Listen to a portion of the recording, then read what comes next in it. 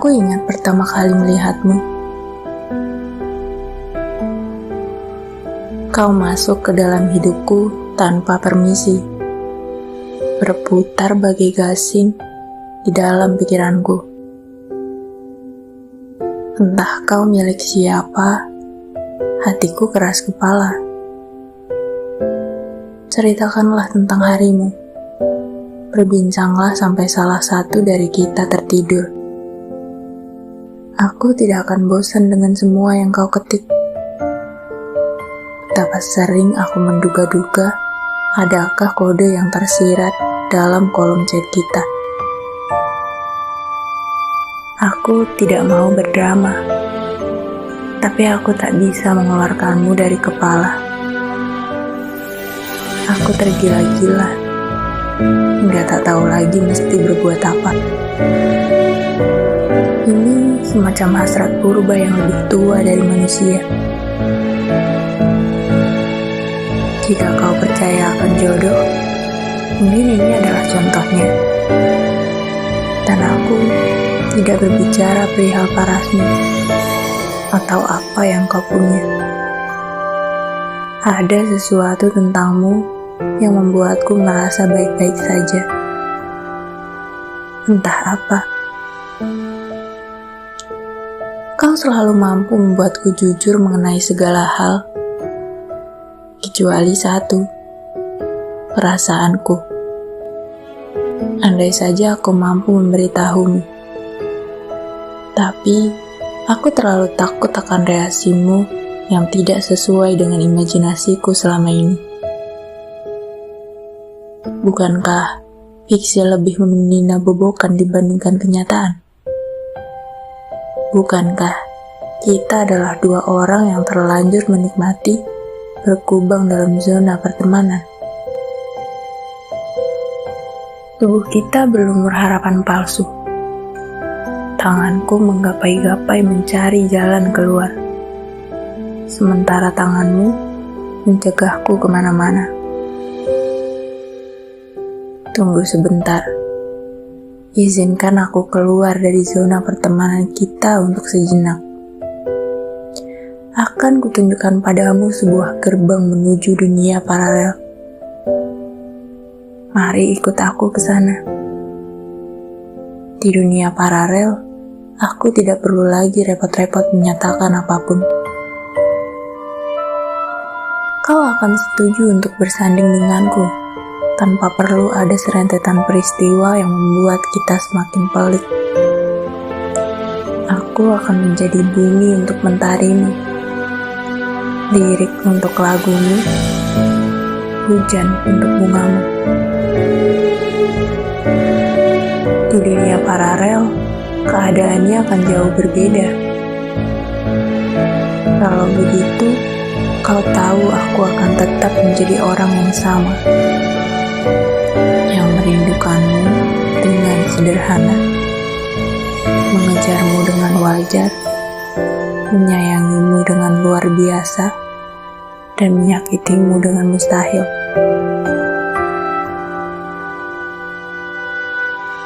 Apakah tangis masih menghiasi pelupuk matamu? Apakah lara masih menaungi keseharianmu? Aku harap kau belajar lagi berbahagia. Jangan khawatir mengenai kabarku. Aku masih mencoba untuk baik-baik saja. Memamerkan senyum palsu untuk seorang badut sepertiku adalah hal biasa. Mana berani aku menjatuhkan hati di sebelahmu.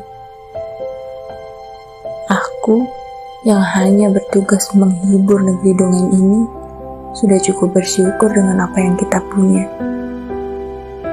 Meski hanya sejenak sebelum akhirnya sesosok sempurna dengan kuda putihnya membawamu pergi lagi dan lagi. Betapa kau riang setiap kali aku menghiburmu dengan hidung tomat dan wajah pucat putihku.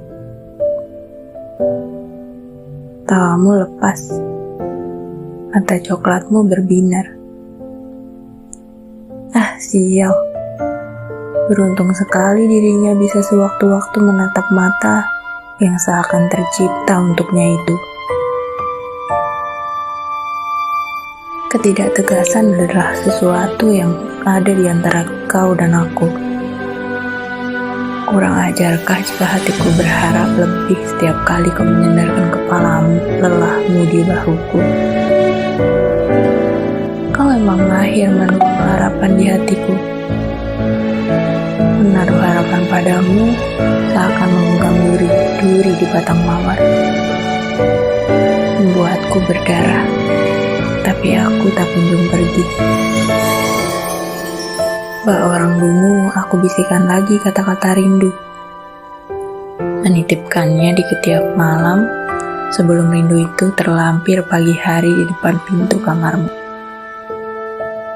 Kau tersipu, membalas rinduku dengan senyuman. Iya, sebatas senyuman.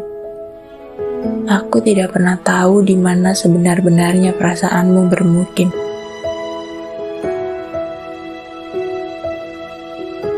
Menyayangimu adalah soal keikhlasan, bukan keikhlasan untuk terus-menerus diberi harapan semu, melainkan keikhlasan untuk menyadari bahwa memang seharusnya kau berhak bahagia.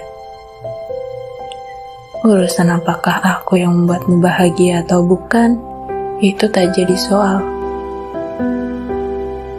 Aku harap kau hari ini baik-baik saja. Aku harap kau mengerti arti diamku.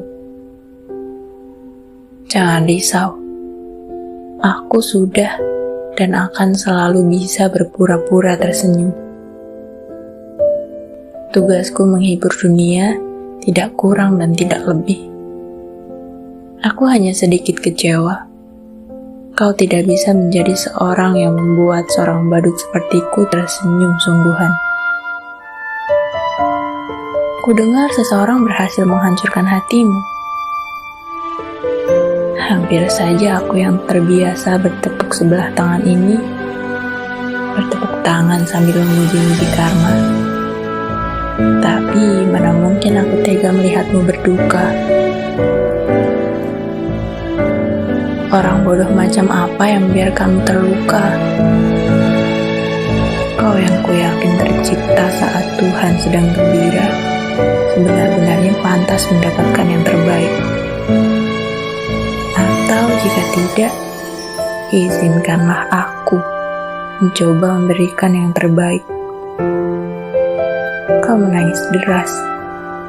Katamu, ia pergi meninggalkanmu kedinginan di ujung bumi. Bahkan di saat seperti ini kau masih berusaha tegar. Kita sama. Entah terlalu pintar menyembunyikan perasaan, atau terlalu bodoh untuk menyatakannya. Sudahlah, sesekali tak apa menjadi manusia biasa. Wajar untuk terluka, untuk membutuhkan tempat bersandar, dan untuk tidak baik-baik saja. Bahkan, orang terkuat di muka bumi pernah berkabung. Sembuh itu butuh waktu, bukan paksaan. Saat semua tidak berjalan semestinya, kita bisa mengangkat tangan untuk menyerah, atau mengangkat tangan untuk berdoa. Kuharap kau milih yang kedua. Ayolah, hentikan keisakanmu. Apa harus memprioritaskan orang yang hanya menjadikanmu pilihan? Kau bukan pilihan ganda. Dia bukan jawaban. Dan hidup kalian bukan kertas ujian. Bukan rezeki dia, tapi rezekimu untuk kelak dapat seseorang yang bisa memprioritaskanmu. Yang tidak punya hati, jangan dimasukkan ke dalam hati. Yang tidak punya perasaan, jangan dibawa perasaan. Yang main-main tidak perlu dianggap serius. Kalau kau sedang rapuh simpan sejenak hatimu. Biarkan proses dalam waktu menyembuhkan. Perasaan memang tidak bisa diburu-buru. Tapi juga jangan berlama-lama meratapi seseorang yang tidak bisa menghargaimu. Dekatkan dirimu pada orang yang membuatmu bahagia. Merekalah yang harus kau jaga. Yang lain hanya numpang lewat. Jadi, sebelum menoleh lagi ke belakang, pastikan kau lihat seseorang yang menantimu di depan. Mengenang masa lalu bukan berarti harus mengulang. Kalau dia tidak bisa menghargai kesempatan baik yang kau beri dirimu sendiri kesempatan untuk mendapatkan kisah yang lebih baik. Karena yang benar-benar peduli akan menghentikan air matamu jatuh, bukan membuat air matamu jatuh. Ketahuilah beberapa tangan melepaskan genggamannya saat hidupmu bertambah sulit, agar tanganmu kosong dan bisa digenggam oleh seseorang yang tak akan pernah melepaskanmu. Aku selalu menganggap rela menunggu seseorang itu tidak berarti bodoh. Itu hanya berarti teguh pendirian. Karena sekuat apapun kita menyangkal sesuatu yang dikatakan oleh hati, sekuat itu pula hati akan berusaha mendesak. Mungkin karena itulah aku tidak bisa meninggalkanmu sendirian. Meski dengan biadabnya, kau bertingkah seolah aku adalah buku harian yang cuma kau isi dengan keluh kesahmu. Tanpa perlu kau tanyakan bagaimana perasaanku. Kemudian, kau mencari penghilang rasa sakit untuk meredakan hari-harimu yang suram. Aku pun dengan sukarela menjadi pemeran pengganti untuk meredakan malam-malammu yang muram. Aku yang mendengarkanmu hingga jam 1 pagi adalah aku yang kau nafikan lagi dan lagi. Kau yang masih tenggelam dalam kenangan adalah apa yang ingin ku selamatkan. Celakanya, aku malah ikut terbenam dalam skenario yang kau ciptakan. Dan kita menjadi terbiasa untuk berpura-pura tertawa. Padahal, kau dan aku tahu, aku mendambakanmu yang mendambakannya. Sampai kapan kita harus begini? Sampai nyaliku terkumpul untuk kau empaskan? Atau sampai kau terbang lagi menuju pelukan yang lainnya? Ternyata menjadi juara kedua itu sama saja dengan berpacaran dengan seseorang yang tak pernah ada secara nyata. Kalau kau benar-benar menyayangiku, kau tak akan menjadikanku juara kedua dari sejak awal. Menyebalkan. Aku ingin kau rindukan.